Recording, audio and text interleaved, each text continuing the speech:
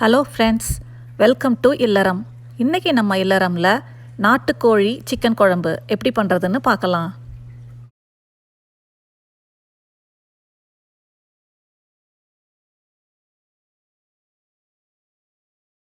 அதற்கு தேவையான பொருட்கள்: 1/2 கிலோ நாட்டுக்கோழி, ஒரு பெரிய வெங்காயம் பொடியாக நறுக்கினது, 2 பெரிய தக்காளி பொடியாக நறுக்கியது, இஞ்சி பூண்டு விழுது 1/2 டீஸ்பூன், மிளகாய்த்தூள் 2 டீஸ்பூன், தனியாத்தூள் 1/2 டீஸ்பூன், மஞ்சள் தூள் 1/2 டீஸ்பூன், தேவையான அளவு உப்பு. அரைக்கிறதுக்கு தேங்காய் 1/4 கப், மிளகு 1 டீஸ்பூன், பட்டை ஒரு சின்ன துண்டு, கிராம்பு ஒரு 3, கொஞ்சம் கொத்தமல்லி, கருவேப்பிலை. முதல்ல சிக்கனை மஞ்சள் தூள் உப்பு போட்டு நல்லா 2-3 தடவை கழுவிட்டு அதை ப்ரெஷர் குக்கரில் போட்டு ஒரு 3 விசில் வர வரைக்கும் வேக வச்சு எடுத்துக்கலாம். இது எதுக்குன்னா, நாட்டுக்கோழி கொஞ்சம் ஹார்டாக இருக்கும். குக்கரில் வேக வச்சிட்டோம்னா குழந்தைங்க சாப்பிட்றதுக்கு கொஞ்சம் ஈஸியாக இருக்கும். அடுத்தது ஸ்டவ் ஆன் பண்ணி ஒரு கடாயை வச்சுட்டு அது நல்லா சூடானதும் அதில் தேவையான அளவு எண்ணெய் சேர்த்துட்டு, எண்ணெய் சூடானதும் அதில் நம்ம பொடியாக நறுக்கி வச்ச வெங்காயம் போட்டு நல்லா வதக்கிக்கலாம். வெங்காயம் நல்லா பொன்னிறமாக வதங்கணும்.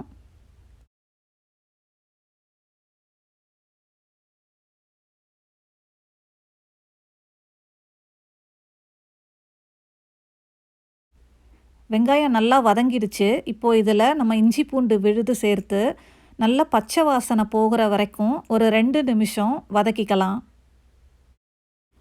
இப்போது இதில் பொடியாக நறுக்கி வச்ச தக்காளியும் சேர்த்துட்டு நல்லா கலந்து விட்டுடலாம்.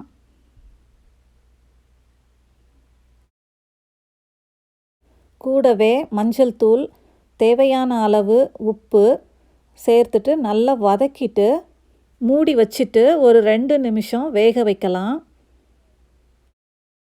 நம்ம மூடியை திறந்து பார்ப்போம். பாருங்கள், தக்காளி எல்லாம் நல்லா வதங்கிடுச்சு. இப்போது இதனோட மிளகாய்த்தூள், தனியாத்தூள் சேர்த்து நல்லா வதக்கிட்டு நம்ம வேக வச்சு எடுத்துருக்க சிக்கனையும் இதில் சேர்த்திடலாம்.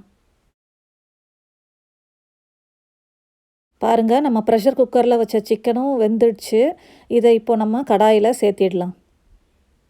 இதை நல்லா மிக்ஸ் பண்ணிவிட்டு ஒரு 10 நிமிஷம் நம்ம வதக்கி வச்ச மசாலாவோடு சேர்ந்து நல்லா கொதிக்கட்டும். நடுவில் 2-3 வாட்டி மூடியை திறந்து நல்லா கிளறி விடலாம், இல்லைனா அடி பிடிச்சிக்கும்.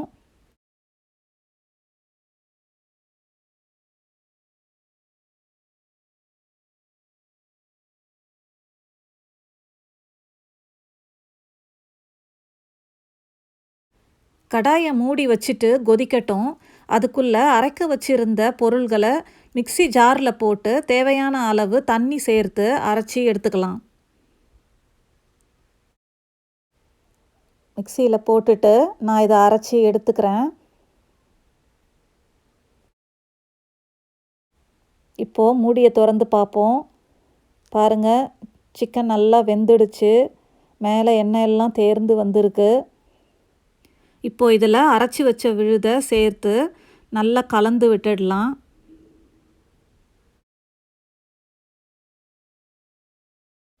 கூடவே கொத்தமல்லி, கருவேப்பிலை சேர்த்து நல்லா கலந்துட்டு நல்லா ஒரு 2 நிமிஷம் கொதிக்கட்டும்.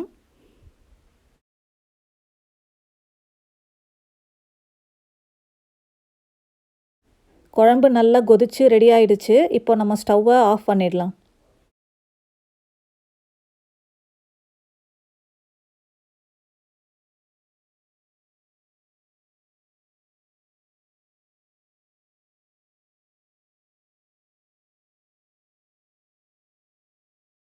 பாருங்கள், ரொம்பவே சுவையான கிராமத்து நாட்டுக்கோழி சிக்கன் குழம்பு ரெடி ஆயிடுச்சு. இந்த நாட்டுக்கோழி சிக்கன் குழம்ப ரைஸ், இட்லி, தோசை, சப்பாத்தி, பரோட்டா எதனோட வேணாலும் வச்சு சாப்பிடலாம். நீங்களும் கண்டிப்பாக இதை உங்கள் வீட்டில் செஞ்சு பாருங்கள். உங்களுக்கும் ரொம்ப பிடிக்கும்.